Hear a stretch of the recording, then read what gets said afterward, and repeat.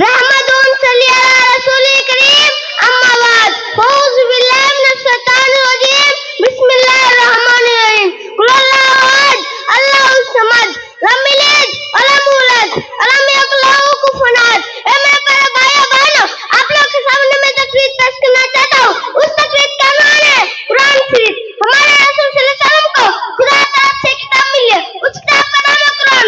उसके बनात ताकत मिलते हैं, एक एक अरब 10 निगम मिलते हैं। उसमें से अल्लाह की बातें लिखी है। जो उसका बात मानेगा, अच्छे से काम करेगा, बुरे कामों से बचेगा, अल्लाह से खुश होगा और मरने के बाद एक दिन सबको जिंदा कर रहेंगे और अपने अपने कामों का अल्लाह के साथ देंगे।